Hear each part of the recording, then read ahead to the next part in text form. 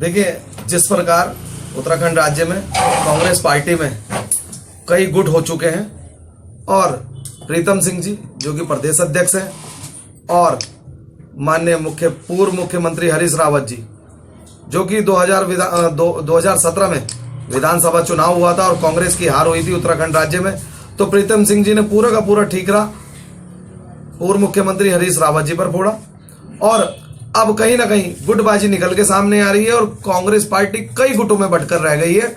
और इसी कारण 2022 का जो विधानसभा चुनाव होना है वो कहीं ना कहीं बीजेपी और आम आदमी पार्टी के बीच होना निश्चित है और दोनों पार्टियां आमने सामने होंगी। कांग्रेस का कोई नामो निशान बीच में नहीं रहेगा, क्योंकि वैसे भी कांग्रेस देखे आप डूबता जहाज है।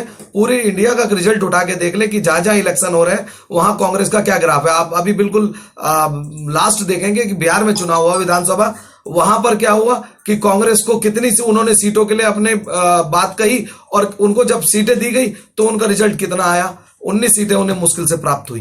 तो कांग्रेस डूबता हुआ जहाज है। और उत्तराखंड की बात कहें तो सीधे सीधे आम आदमी पार्टी अभी 70 के 70 विधानसभाओं में जो चुनाव लड़ रही है और उसका सीधे मुकाबला भारतीय जनता पार्टी से होना है और कांग्रेस पार्टी डूबता हुआ जहाज है। तो कांग्रेस पार्टी कहीं भी मैदान में नहीं है और आम आदमी पार्टी बढ़ चढ़ कर पूरी मेहनत कर रही है और उत्तराखंड में पूरी की पूरी 70 विधानसभाओं में डटकर मुकाबला करने के लिए तैयार है और जो मुकाबला होना है वो बीजेपी के खिलाफ होना है और कांग्रेस पार्टी कहीं भी मैदान में नहीं है।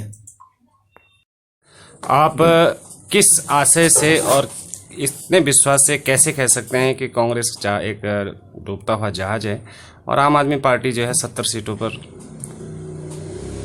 2022 में विजय हासिल करेगी? देखिए, मैंने ये नहीं कहा कि पूरी की 70 विधानसभाओं में आम आदमी पार्टी विजय हासिल करेगी। मैंने ये कहा कि डटकर मुकाबला करेगी 70 की 70 विधानसभाओं पर।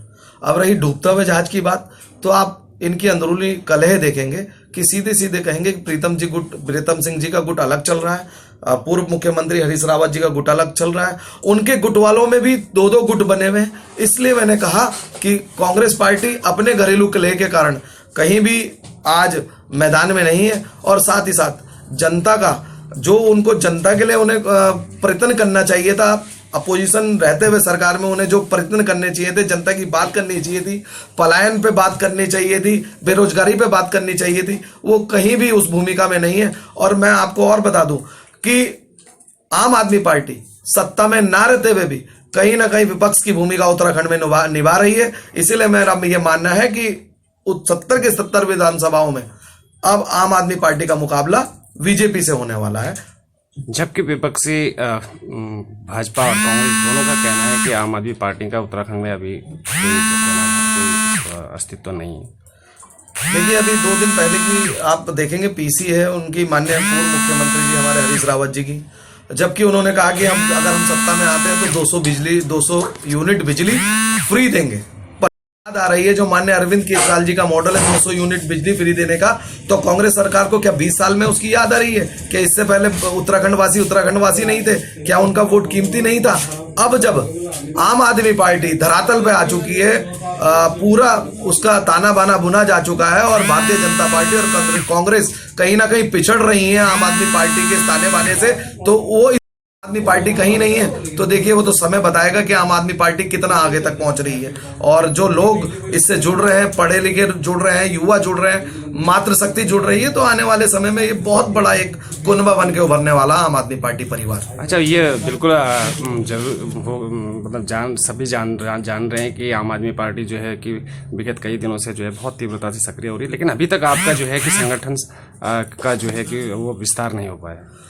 देखिए, अभी 1 हफ्ते पहले, लगभग 10 दिन पहले राज्य कार्यकारिणी में कुछ पदों को लेके घोषणा की गई, जिसमें मुझे भी राज्य कार्यकारिणी में प्रदेश प्रवक्ता बनाया गया। जी, मैं वही निचली इकाई जो जिला स्तर की और विधानसभा इकाई है। मेरा ये मानना है कि ऊपरी स्तर पर जो हमारे पदाधिकारी हैं इस पे कार्य कर रहे हैं और बहुत जल्दी मेरा मानना है कि ये गठन भी हो जाएंगे, क्योंकि इस पर चल रही है मंत्रणा चल रही है। Thank you. नहीं है। और जो 2022 का चुनाव आने वाला है वो सीधे सीधे उत्तराखंड में 70 के 70 विधानसभाओं में भारतीय जनता पार्टी और आम आदमी पार्टी के बीच होगा। तो कांग्रेस कहीं भी आप मैदान में नहीं है और ना ही कांग्रेस का कोई नामो निशान है। और कांग्रेस वर्तमान में डूबता हुआ जहाज है और कांग्रेस के अंदर अपना अंदरूनी कलह, जो घरेलू कलह कहेंगे, उसके कारण वो कई गुटों में बढ़ गई है, जिस कारण आम आदमी पार्टी उत्तराखंड में बहुत तेजी से जो जनाधार आम आदमी पार्टी का बढ़ रहा है। इसके संदर्भ में मैं बता दूं कि भारतीय जनता पार्टी और कांग्रेस एक ही सिक्के के दो पहलू हैं। बारी बारी उन्होंने 5-5 साल राज करा और विकास कहीं भी आज जमीन पे आपको नहीं देखने के नहीं मिलेगा। और ईमानदारी के बल पर और विकास के बल पर दिल्ली का मॉडल लेकर आम आदमी पार्टी उत्तराखंड के मैदान में आई है। और जिस तरीके से कांग्रेस पार्टी गुटबाजी में बटी हुई है, वो कहीं भी धरातल पर नहीं है। और आने वाले समय में भ्रष्टाचार के मुद्दों पर, ईमानदारी के मुद्दों पर और रोल मॉडल जो दिल्ली का विकास का मॉडल है, चाहे चिकित्सा हो, चाहे शिक्षा हो, चाहे सुरक्षा हो, चाहे सड़क हो, उन सभी को लेकर हम आम आदमी पार्टी चुनाव लड़ने जा रही है 2022 विधानसभा का। और आपको एक बात और बता दूं कि जो माननीय मुख्यमंत्री जी हरीश रावत जी 2000 विधानसभा का जो चुनाव था, उसकी हार का ठीकरा सीधे सीधे प्रीतम सिंह जी ने, जो अध्यक्ष जी हैं, उन्होंने मुख्यमंत्री जी पर फोड़ा। और कांग्रेस कहीं ना कहीं दो गुटों के बहुत गुटों में बढ़ गई और जिस कारण कहीं भी धरातल पर इस समय कांग्रेस नहीं है और कांग्रेस एक डूबता हुआ जहाज है। और आम आदमी पार्टी का वर्चस्व और जनाधार जिस तरीके से मैदान से लेकर पहाड़ तक पूरे 70 की 70 विधानसभाओं में बढ़ रहा है, हमारा बिल्कुल। और बीजेपी, जैसा मैंने कहा, एक ही सिक्के के दो पहलू। वही लोग 2017 से पहले जब कांग्रेस की गवर्नमेंट बनी थी, वो वहां गवर्नमेंट में थे और 2017 में जब उन्हें लगा कि उनकी सत्ता छिनने वाली है, तो वो पद का लालच देख के अपनी सत्ता ना जाए, वो बीजेपी में शामिल हो गए। तो दागी और बागी तो कांग्रेस और बीजेपी का एक बिल्कुल खुला फंडा रहा है।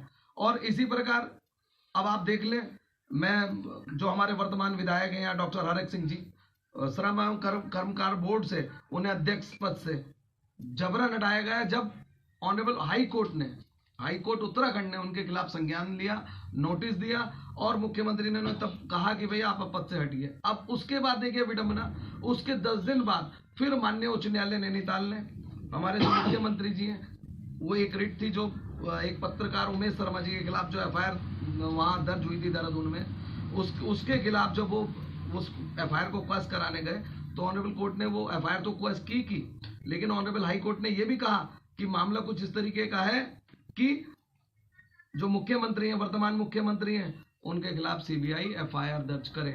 तो अब देखिए कि भ्रष्टाचार कितना नहीं है। 200 किलोमीटर हमसे दिल्ली है और प्रत्येक परिवार का कोई ना कोई रिश्तेदार दिल्ली में है। आप मेरे से नहीं, हमसे नहीं, अपने रिश्तेदार से फोन करके पूछिए कि क्या भाई दिल्ली में आम आदमी पार्टी ने कोई काम किया है, या आम आदमी पार्टी ने जो शिक्षा का स्तर गिना रही है या चिकित्सा का स्तर गिना रही है, उस पर कोई कार्य हुआ या नहीं हुआ। तो दिल्ली की तर्ज पर उत्तराखंड का विकास किया जाएगा। जी बिल्कुल, भ्रष्टाचारियों को रोका जाएगा, ईमानदारी से सरकार चलाई जाएगी और दिल्ली की तर्ज का, दिल्ली के जितना भी मॉडल है विकास का, चाहे वो चिकित्सा हो, चाहे शिक्षा हो, चाहे महिलाओं को लेकर सुरक्षा हो। देखिए वहाँ बसों में भी स्पेशल कैमरे लगाए गए हैं, कुछ सिक्योरिटी का भी इंतजाम किया गया। वहाँ माँ बहन बेटी भी सुरक्षित होनी चाहिए, तभी हमारा ये कच्चा समाज संपन्न होगा।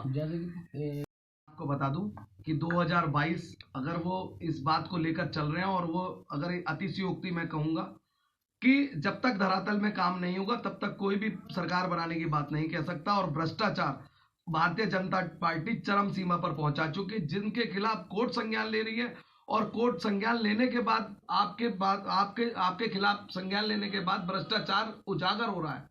तो आप कैसे सरकार बनाने की, मैं कह रहा हूं कि उत्तराखंड की सबसे विफल सरकार, अगर सबसे विफल मुख्यमंत्री हैं तो त्रिवेंद्र रावत जी हैं, कि धरातल पर कोई भी काम विकास के नाम पे हो, चाहे चिकित्सा के नाम पे हो, चाहे शिक्षा के नाम पे हो, खनन माफिया हावी है, शराब माफिया हावी है और तो और भू माफिया हावी है।